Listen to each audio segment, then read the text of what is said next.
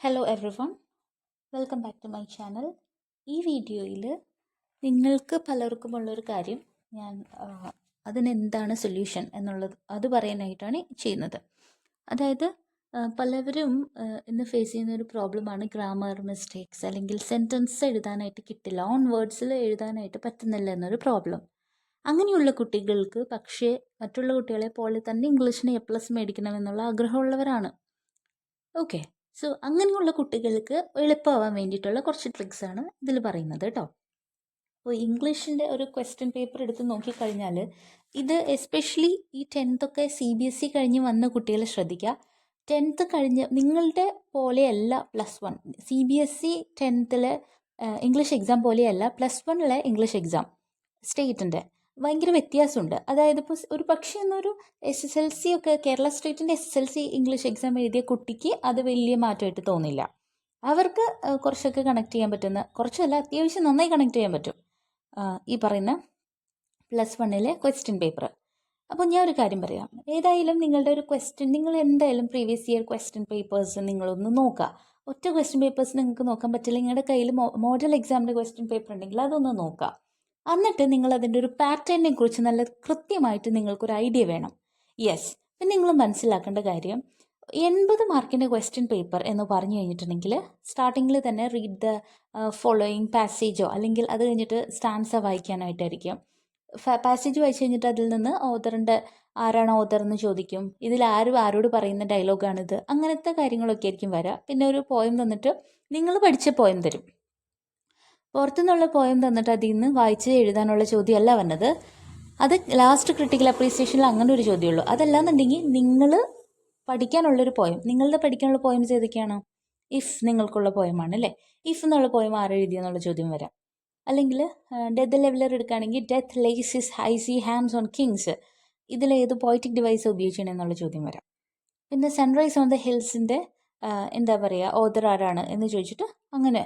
Okay, അങ്ങനത്തെ ഏതെങ്കിലും poems, നിങ്ങൾക്ക് പഠിക്കാനുള്ള പോയിംസ് എന്നുള്ള ക്വസ്റ്റൻ ആയിരിക്കും. ഇതൊക്കെ എന്ന് പറഞ്ഞിട്ടുണ്ടെങ്കിൽ നിങ്ങൾ എന്താ പറയുക, പോയിൻ്റെ പേരും പോയിറ്റിൻ്റെ പേരും കൂടെ ഓർത്ത് വെച്ച് കഴിഞ്ഞാൽ അവിടെ സിമ്പിളായിട്ട് ആ സ്കോർ നിങ്ങൾക്ക് ചെയ്യാൻ പറ്റും. എല്ലാ ചാപ്റ്റേഴ്സിൻ്റെയും ഓതറിൻ്റെ പേരും പിന്നെ ചാപ്റ്ററിൻ്റെ പേര് ഐഡിയ ഉണ്ടെങ്കിൽ ഇത് ഓക്കെയാണ്, നിങ്ങൾക്ക് ആ സ്കോർ നിങ്ങൾക്ക് അവിടെ കിട്ടും. ഓക്കെ, പിന്നെ ഇത് പഠിച്ചു കഴിഞ്ഞിട്ടുണ്ടെങ്കിൽ നിങ്ങൾക്ക് പല ആൻസേഴ്സ് എഴുതുമ്പോൾ നിങ്ങൾക്ക് തുടക്കത്തിൽ ഈ പോയിന്റ് എഴുതാം. ഓക്കെ, ഇപ്പോൾ നോക്കുകയാണ്, മാഗിയുടെ ക്യാരക്ടർ സ്കെച്ച് എഴുതാൻ പറയുമ്പോൾ Maggie is one of the major characters in the short story the prize of flowers written by, അല്ലെങ്കിൽ പെൻഡ് ബൈ പ്രഭാത് കുമാർ മുഖോപാധ്യായ് എന്നെഴുതാം അല്ലേ.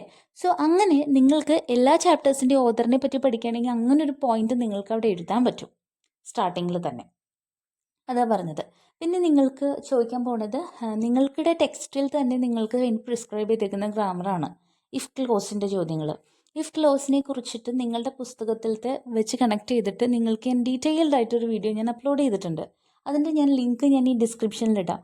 അത് കണ്ടു കഴിയുമ്പോൾ നിങ്ങൾക്ക് ഇഫ് എങ്ങനെ ഉപയോഗിക്കണമെന്ന് മനസ്സിലാവും. ഞാൻ പറഞ്ഞു തരുമ്പോൾ ഒരിക്കലും നന്നായിട്ട് ഗ്രാമർ അറിയുന്ന ഒരു കുട്ടിക്ക് വേണ്ടിയിട്ടെന്നുള്ള രീതിയിലല്ല പറഞ്ഞു തരാറ്. ഏറ്റവും ഗ്രാമർ ഐഡിയ ഇല്ലാത്ത ആൾക്ക് വേണ്ടിയിട്ടെന്നുള്ള ലെവലിലാണ് ഞാൻ പറഞ്ഞു അങ്ങനെ ഞാൻ ട്രൈ ചെയ്യാറ്.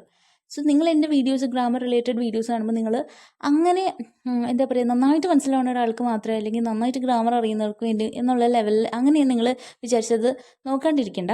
നിങ്ങൾ എല്ലാവർക്കും യൂസ് ചെയ്യാൻ പറ്റുന്ന രീതിയിലാണ് ചെയ്തേക്കണം. എല്ലാ കുട്ടികൾക്കും ഗ്രാമറിൻ്റെ ഒരു ഐഡിയ ഇല്ലാത്തവർക്കും അപ്ലൈ ചെയ്യാൻ പറ്റുന്ന രീതിയിലാണ് ഗ്രാമറിൻ്റെ വീഡിയോസ് ഞാൻ മാക്സിമം ട്രൈ ചെയ്തിട്ടുള്ളൂ. പിന്നെ നിങ്ങളൊരു കാര്യം ഓർക്കാം, അപ്പോൾ ഇഫ് ക്ലോസിൻ്റെ കാര്യം ചെയ്യാം. റിപ്പോർട്ടഡ് സ്പീച്ച് നിങ്ങളോട് ചോദിക്കാറുണ്ട്. റിപ്പോർട്ടഡ് സ്പീച്ചിൻ്റെ കുറച്ച് ക്വസ്റ്റ്യൻസ് ഉള്ളൊരു വീഡിയോ ഞാൻ ചെയ്യാം. പിന്നെ ഞാൻ ഉദ്ദേശിക്കുന്നത്, പിന്നെ നിങ്ങൾക്ക് ഇപ്പോൾ കുറച്ച് എപ്പോഴും ഇപ്പോൾ +2 +1 ചോദിക്കുന്ന ഒരു ക്വസ്റ്റ്യൻ ഏതാണെന്ന് വെച്ചാൽ ആക്റ്റീവ് വോയിസും പാസീവ് വോയിസും ആണ്. അത് നിങ്ങൾക്കൊരു ഐഡിയ വേണം, ആക്റ്റീവ് വോയിസും പാസീവ് വോയിസും. അത് ഞാൻ പറഞ്ഞുതരാം. പിന്നെ അതിൻ്റെ ഒരു വീഡിയോ ഞാൻ ചെയ്യാം. പിന്നെന്ന് പറഞ്ഞാൽ നിങ്ങൾ ശ്രദ്ധിക്കേണ്ടത്, കൊഹസീവ് ഡിവൈസസ് എപ്പോഴും ചോദിക്കാറുണ്ട്. ഈ കൊഹസീവ് ഡിവൈസ് എന്ന് പറഞ്ഞാൽ എന്താണ്?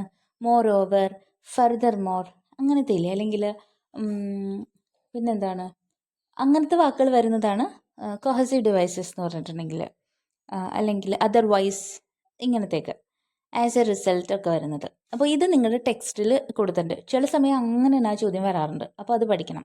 പിന്നെ നിങ്ങളുടെ ടെക്സ്റ്റിൽ വേറൊരു ഗ്രാമർ പറഞ്ഞിരിക്കുന്നത് നിങ്ങൾക്ക് തിയറി ആയിട്ട് തന്നിട്ടുണ്ട് ടെക്സ്റ്റിൽ. അതിലത്തെ ക്വസ്റ്റ്യൻ ആണ് മറ്റേ 5 miles dash not a short distance.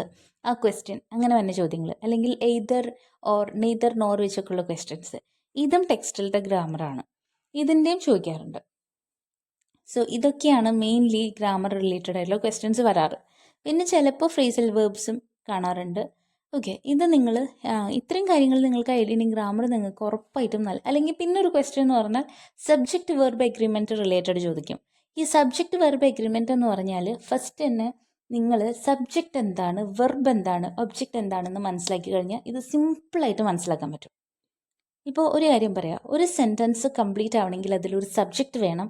നിങ്ങളിപ്പോൾ ഞാൻ ഈ പറയുന്ന കാര്യങ്ങൾ ഒരു പേപ്പറിൽ നോട്ട് ചെയ്യുകയാണെങ്കിൽ നിങ്ങൾക്കത് ഭയങ്കര യൂസ്ഫുൾ ആയിരിക്കും. നിങ്ങൾക്കിത് അറിയില്ലെങ്കിൽ ഇത് നിങ്ങളൊരു കുറച്ച് സമയം എടുത്തതൊന്ന് പഠിക്കുകയാണെങ്കിൽ നിങ്ങൾക്ക് ഇനിയുള്ള എല്ലാ എക്സാംസിലും ഇത് അപ്ലൈ ചെയ്യാൻ പറ്റും.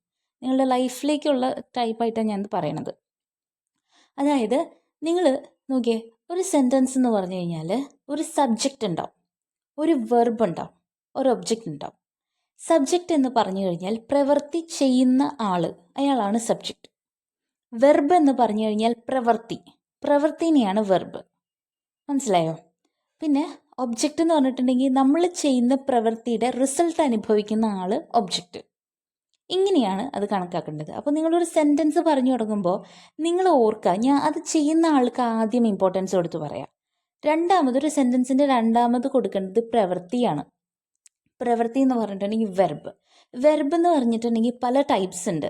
ആക്ഷൻ വേർബ്സിനെയാണ് നിങ്ങൾ ഉദ്ദേശിക്കുന്നത്. മറ്റേ ജമ്പ്, റൺ, ഡാൻസ്, സിങ് എന്നൊക്കെ പറയുന്നത് ആക്ഷൻ വേർബ്സ് ആണ്. ഇതാണ് നമ്മുടെ മൈൻഡിൽ വെർബ്. ഇത് കൂടാതെയും വേർബ്സ് ഉണ്ട്. Primary auxiliary verbs, modal auxiliary verbs എന്നൊക്കെ പറഞ്ഞ് കുറേ ടൈപ്സ് ഓഫ് വേർബ്സ് ഉണ്ട്.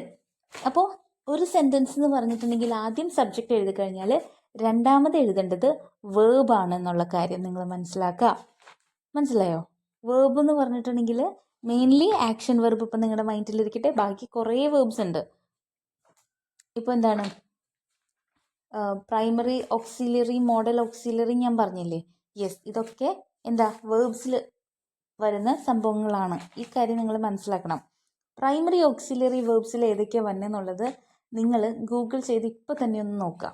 മോഡൽ ഓക്സിലറി വേർബ്സ് എന്നുള്ളത് എന്താണെന്നും നിങ്ങളിപ്പോൾ തന്നെ ഗൂഗിളിൽ ലിസ്റ്റ് നോക്കുക. അപ്പം നിങ്ങൾക്ക് മനസ്സിലാവും, ഓ ഇതും വേർബ്സ് ആണല്ലേ. അപ്പം നിങ്ങൾക്ക് മനസ്സിലാവും ഫസ്റ്റ് ഒരു സെൻറ്റൻസ് എന്ന് പറഞ്ഞിട്ടുണ്ടെങ്കിൽ ആദ്യത്തേത് സബ്ജക്റ്റ്, ആദ്യത്തെ വാക്ക് സബ്ജക്റ്റ്, രണ്ടാമത്തെ വാക്ക് വേർബാണ് എന്നുള്ളത് നിങ്ങൾക്ക് മനസ്സിലാവും. അതിന് വേണ്ടിയിട്ടാണ് നിങ്ങൾ തന്നെ നോക്കാൻ പറയുന്നത്. പിന്നത്തെ കേസാണ് ഒബ്ജക്റ്റ്. റിസൾട്ട് ആർക്കാണോ, നമ്മുടെ ഒരു പ്രവൃത്തിയുടെ റിസൾട്ട്. ഇപ്പം ഞാൻ എപ്പോഴും പറയുന്ന എക്സാമ്പിൾ, ഇപ്പോൾ നമ്മളൊരു കുട്ടിയെ സ്കൂളിൽ വെച്ച് തല്ലി എന്ന് വിചാരിക്കുക. തല്ലാൻ പാടില്ല, ഒരു കുട്ടിയെ വടി വെച്ച് തല്ലി. അപ്പോൾ തല്ലുന്നത് ആരാണ്, പ്രവൃത്തി ചെയ്യുന്നത് ആരാണ്? അയാൾ സബ്ജക്റ്റ്. ഓക്കെ, ചെയ്ത പ്രവൃത്തി എന്താ? കുട്ടീനെ തല്ലി, അത് വെർബ്. ആർക്കാ തല്ല് കൊണ്ടത്? ഇതിൻ്റെ റിസൾട്ട് അനുഭവിച്ച ആരാ? കുട്ടി, അത് ഒബ്ജക്റ്റ്. അങ്ങനെയാണ് നിങ്ങൾ ഓർക്കാം. അപ്പോൾ ഈ ഒരു ഫോർമാറ്റിലാണ് ഒരു സെൻറ്റൻസ് എഴുതുന്നതെങ്കിൽ 3 വാക്കുകൾ മതി ഒരു സെൻറ്റൻസ് കംപ്ലീറ്റ് സെൻസ് കിട്ടാൻ വേണ്ടിയിട്ട്. ഏറ്റവും കുറഞ്ഞ് 3 മാർക്ക് മതി, 3 വാക്കുകൾ മതി, വാക്കുകൾ. അപ്പോൾ അങ്ങനെ നിങ്ങൾക്ക് ചെറിയ ചെറിയ സെൻറ്റൻസസ് നിങ്ങൾക്ക് ഉണ്ടാക്കിയിട്ട് എക്സാമിന് എഴുതാൻ പറ്റും. പിന്നെ ഞാൻ പറയാം, ഇപ്പോൾ വേറെ നിങ്ങൾക്ക് വീട്ടിൽ നിന്ന് പഠിച്ചുകൊണ്ട് പോകാൻ പറ്റുന്ന കുറേ ക്വസ്റ്റ്യൻസ് ഉണ്ട്. ഇപ്പം നോക്കിയേ, ഇപ്പോൾ പ്രൊഫൈൽ റൈറ്റിങ്ങിൻ്റെ ക്വസ്റ്റ്യൻ എന്ന് പറഞ്ഞിട്ടുണ്ടെങ്കിൽ ഫോർമാറ്റ് എപ്പോഴും സെയിം ആണ്. ഇപ്പോൾ ഇവിടെ APJ അബ്ദുൽ കലാമിൻ്റെ ഒരു പ്രൊഫൈലാണ് ഇവിടെ കൊടുത്തേക്കണേ. ഞാൻ ഇതിൻ്റെ ഒരു വീഡിയോ ചെയ്തിട്ടുണ്ട്. ഈ വീഡിയോ ഞാൻ ഡിസ്ക്രിപ്ഷനിൽ കൊടുക്കാം. അതിൽ പ്രൊഫൈൽ റൈറ്റിങ്ങിനെ പറ്റി ഡീറ്റെയിൽഡ് ഐഡിയ കിട്ടും. നോക്കി, APJ അബ്ദുൽ കലാം എന്നുള്ളത്. പിന്നെ ഹിൻഡുകൾ തന്നിട്ടുണ്ട്. ഇത് 10th CBSE എഴുതിയ കുട്ടികളൊക്കെ എസ്പെഷ്യലി നോക്കണം. നോക്കിയേ, name, born, school, parents, major works എന്നൊക്കെ പറഞ്ഞ് ഇങ്ങനെ തന്നിട്ടുണ്ട്. ഇതാണ് ഒരു ക്വസ്റ്റ്യൻ. ഇങ്ങനെ വരാം. നിങ്ങൾ ചെയ്യേണ്ട കാര്യം എന്ന് പറഞ്ഞാൽ ഇവിടെ ഹിൻസ് എങ്ങനെയാണ് ഗ്രാമർ നോക്കി എഴുതേണ്ടതെന്ന് ഇപ്പോൾ പറയാം. പ്രൊഫൈൽ എന്ന് ആദ്യം ഹെഡിങ് കൊടുക്കുക. അതിൻ്റെ താഴെ ആരുടെ പ്രൊഫൈലാണ്. ഇപ്പോൾ ഡോക്ടർ APJ അബ്ദുൽ കലാമിൻ്റെ ആണെങ്കിൽ ഡോക്ടർ APJ അബ്ദുൽ കലാം എന്ന് കൊടുക്കുക. എന്നിട്ട് ഒരു ബ്രാക്കറ്റ് ഓപ്പൺ ചെയ്തിട്ട് ജനിച്ച വർഷം എഴുതണം. അത് കഴിഞ്ഞിട്ട് ഒരു ഹൈഫൻ ഇട്ടിട്ട് മരിച്ച വർഷം എഴുതാം. അത് ബ്രാക്കറ്റ് ക്ലോസ് ചെയ്യാം. അതായത് ഡോക്ടർ APJ അബ്ദുൽ കലാം എന്ന് എഴുതിയിട്ട് ബ്രാക്കറ്റ് ഓപ്പൺ ചെയ്തിട്ട് അദ്ദേഹം ഇന്ന ഇയർ തുടങ്ങി ഇന്ന ഇയർ വരെയാണ് ജീവിച്ചതെന്നുള്ളത് എഴുതുന്നു. ഇനി നോക്കാം ഓരോന്നിൻ്റെയും ഗ്രാമർ എങ്ങനെ ശ്രദ്ധിക്കേണ്ടതെന്നാണ് ഞാൻ പറയുന്നത്. നോക്കിയേ, doctor APJ Abdul Kalam was. Okay, doctor APJ Abdul Kalam was born. കണ്ടോ, ജനിച്ച കാര്യം പറയുമ്പോൾ പാസ്റ്റ് ടെൻസ് ആണ്. അപ്പോൾ അവിടെ വാസ് ബോൺ, ഒരു ഡേറ്റിൻ്റെയും ഡേയുടെയും ഫ്രണ്ടിൽ ഓൺ ആണ് ഉപയോഗിക്കേണ്ടത്. അത് നിങ്ങൾ പഠിച്ചു വയ്ക്കുക. Born on. ഓക്കെ. അതിനുശേഷം വർഷത്തിൻ്റെ ഫ്രണ്ടിൽ ഇപ്പോൾ ബോൺ ഓൺ ഏതെങ്കിലും ഒരു ഡേറ്റ് തന്നിട്ടുണ്ടാവുമല്ലോ അതിൽ, ആ ജനിച്ച ഡേറ്റ്. അത് കഴിഞ്ഞിട്ട് ഇൻ എന്നടുത്തത് ഇൻ എഴുതുക. ഏത് വർഷമാണെന്നുള്ളതിൻ്റെ ഫ്രണ്ടിൽ ഇന്നെന്ന് എഴുതണം. അതിൻ്റെ താഴെ സ്കൂളിൽ പഠിച്ച കാര്യം നോക്കിയാൽ ഹി കംപ്ലീറ്റഡ് സ്കൂളിംഗ് അറ്റ്. കണ്ടോ, കംപ്ലീറ്റഡ് എന്നുള്ളത് ആണ് ഉപയോഗിക്കുക. ഈ കംപ്ലീറ്റഡ് സ്കൂളിംഗ് അറ്റ്. അല്ലെങ്കിൽ എങ്ങനെ എഴുതാം, he was A student at. കണ്ടോ, അതങ്ങനെയാണ് എഴുതേണ്ടത് സ്കൂളിൽ പഠിച്ച കാര്യം പറയുമ്പോൾ. എന്നിട്ട് സ്കൂളിൻ്റെ പേര് എഴുതാം, അറ്റിന് ശേഷം സ്കൂളിൻ്റെ പേര് എഴുതാം. ഇനി ഡിഗ്രിയുടെ കാര്യം പറയുമ്പോൾ, ഇനി ഗ്രാജുവേഷൻ്റെ കാര്യം പറയുമ്പോൾ ഹി ഗ്രാജുവേറ്റഡ് ഫ്രം. അതായത് കോളേജ് ലൈഫ്, ഡിഗ്രിയുടെ കാര്യം പറയുമ്പോഴാണ് ഹി ഗ്രാജുവേറ്റഡ് ഫ്രം. ഫ്രം എന്ന് എഴുതിയിട്ട് കോളേജിൻ്റെ പേര് എഴുതാം. അല്ലെങ്കിൽ he received his graduation from എന്ന് എഴുതിയിട്ട് കോളേജിൻ്റെ പേര് എഴുതാം. അതിനുശേഷം പി ജി കിട്ടിയതുണ്ടെങ്കിൽ അതെഴുതാം, ഹി പോസ്റ്റ് ഗ്രാജുവേറ്റഡ് ഫ്രം, അല്ലെങ്കിൽ he received his post graduation from. കണ്ടോ, അങ്ങനെയാണ് നമ്മൾ ഇത്. നിങ്ങൾ ബൈ ഹാർട്ട് പഠിച്ചിട്ട് പോകണം. ഇതെല്ലാം പാസ്റ്റ് ടെൻസിലാണ്. നിങ്ങൾ നോക്കിയാൽ അറിയാം. റിസീവ്ഡ്, കംപ്ലീറ്റഡ്, ഗ്രാജുവേറ്റഡ് അല്ലേ, എല്ലാം ഞാൻ ഇ ഡി ചേർത്താണ് പറഞ്ഞത്. എന്താണെന്നറിയാമോ, നമ്മൾ ഒരു വേർബ് കഴിഞ്ഞു പോയി എന്ന് പറയാൻ, ഒരു പ്രവൃത്തി കഴിഞ്ഞു പോയതിനെ പറ്റി പറയാനായിട്ട് പാസ്റ്റ് ടെൻസിലാണ് പറയേണ്ടത്. അതായത് ഇ ഡി ഉപയോഗിച്ചിട്ട് വേണം പറയാനായിട്ട്. അതാണ് ഇങ്ങനെ എഴുതിയേക്കണേ. പാസ്റ്റ് ടെൻസ് എന്ന് പറഞ്ഞാൽ നിങ്ങൾ ഇപ്പോൾ നോക്കിയേ, പാസ്റ്റ് ടെൻസ് എന്ന് പറഞ്ഞിട്ടുണ്ടെങ്കിൽ എന്താ ചെയ്യേണ്ടത്, ഇ ഡി ആഡ് ചെയ്ത് എഴുതുക. ഇസ് പാസ്റ്റ് ആക്കാൻ വാസ് എന്ന് ഞാൻ പറഞ്ഞു. ഹാസും ഹാവും പാസ്റ്റ് ആക്കാൻ ഹാഡ്. ഡൂൺ ഡസും പാസ്റ്റ് ആക്കാനായിട്ട് ഡിഡ്. മനസ്സിലായോ? ഇവിടെ ഒരേ വാക്ക് കംപ്ലീറ്റ്, അത് കഴിഞ്ഞു, കംപ്ലീറ്റ് ചെയ്തു. അപ്പോൾ അത് എന്താക്കണം, കംപ്ലീറ്റഡ് എന്നാക്കണം. ഓക്കെ. ഗ്രാജുവേറ്റ് എന്നുള്ളത് പാസ്റ്റ് ആക്കാൻ ഗ്രാജുവേറ്റഡ്. റിസീവ് എന്നുള്ളത് പാസ്റ്റ് ടെൻസ് ആക്കാൻ റിസീവ്ഡ് എന്ന് എഴുതാം. ജനിച്ചു എന്നെഴുതാൻ ഹി വാസ് ബോൺ എന്നെഴുതാം. ഇസ് അല്ല വാസ് ആക്കണം. കണ്ടോ, ഇത് പാസ്റ്റ് ടെൻസിലാണ് നമ്മൾ ഈ പറഞ്ഞ കാര്യങ്ങളെല്ലാം എഴുതിയേക്കണത്. ഇനി നോക്കിയേ, പാരൻസ് ആരാണ്, ഹിസ് പാരൻസ് വേർ. ആരൊക്കെയാണ് പാരൻസ് എന്ന് എഴുതാം, വേർ. ആറിൻ്റെ പാസ്റ്റാണ് വേർ.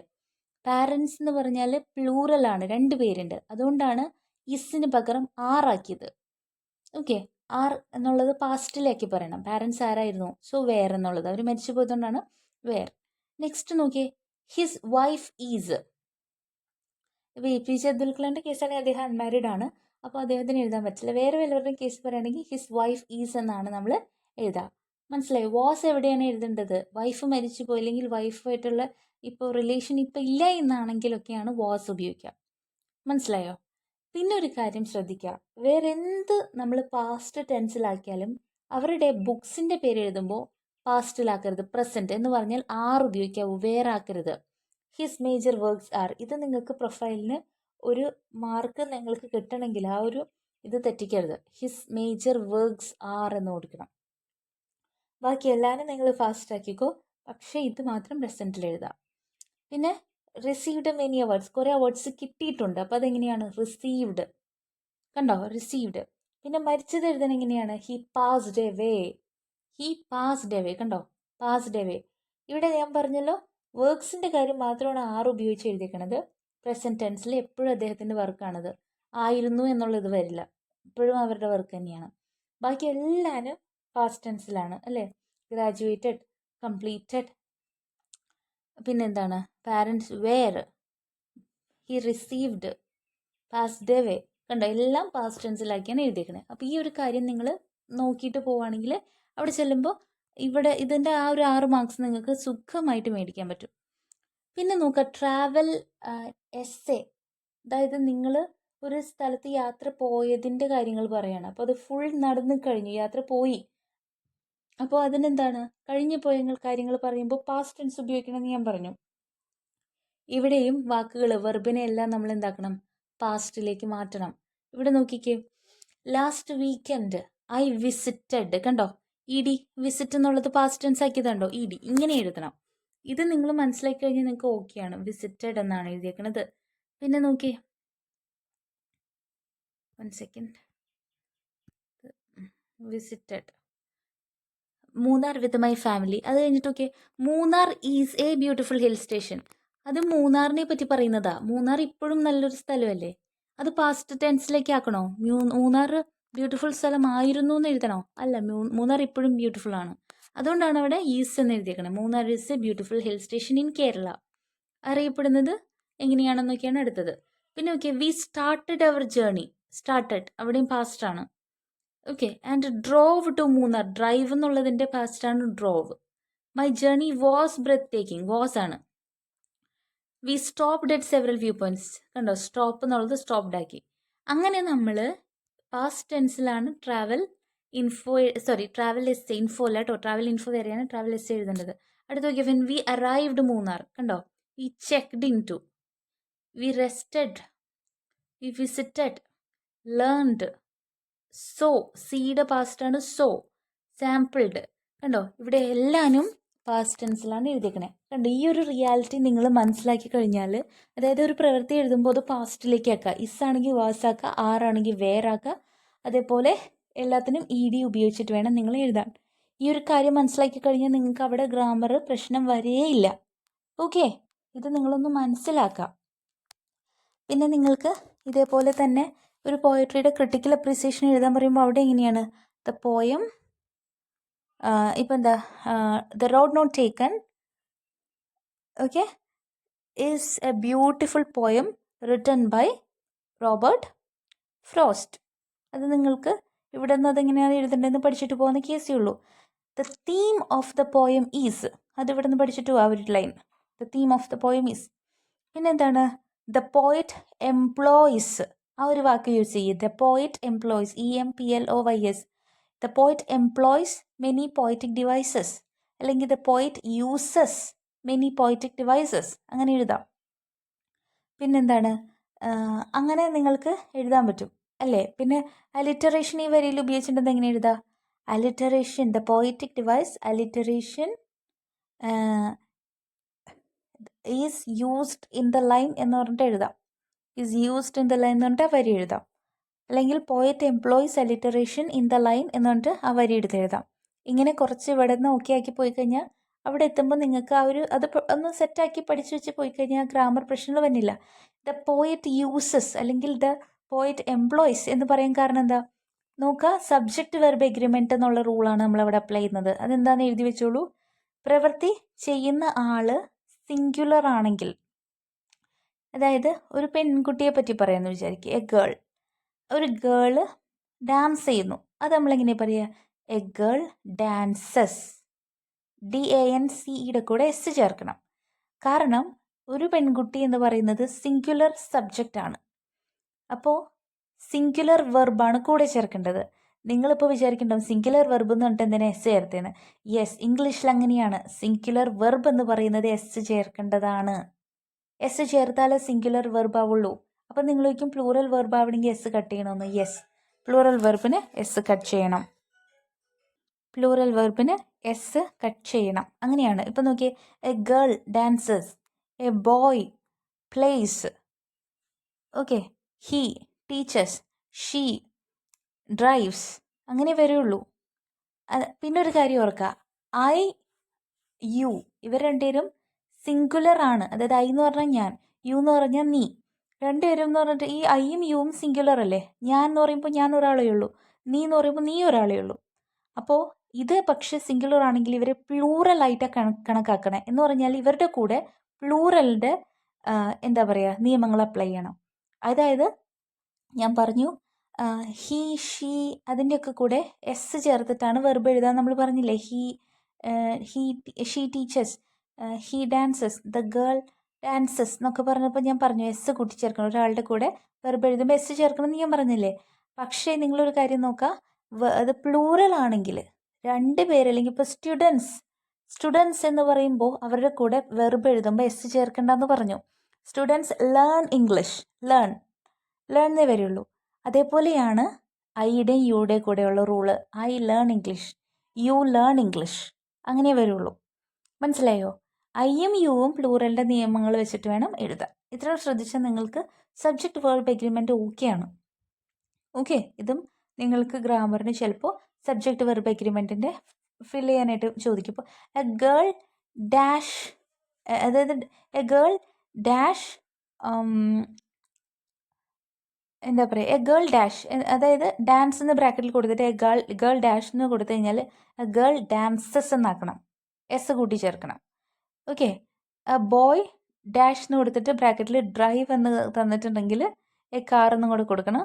അവിടെ സെൻറ്റൻസിലുണ്ടെങ്കിൽ നമ്മൾ എന്ത് ചെയ്യണം, ഡ്രൈവ്സ് എന്ന് എടുത്ത് എഴുതണം. മനസ്സിലായോ? ഐ എന്നാണ് തന്നിട്ടുണ്ടെങ്കിൽ ഡ്രൈവ് എന്ന ബ്രാക്കറ്റിലാണെങ്കിൽ ഡ്രൈവ് എന്ന് മതി. യു എന്ന് തന്നിട്ട് ബ്രാക്കറ്റിൽ ഡ്രൈവ് എന്ന് തന്നിട്ടുണ്ടെങ്കിൽ അവിടെയും ഡ്രൈവ് മതി.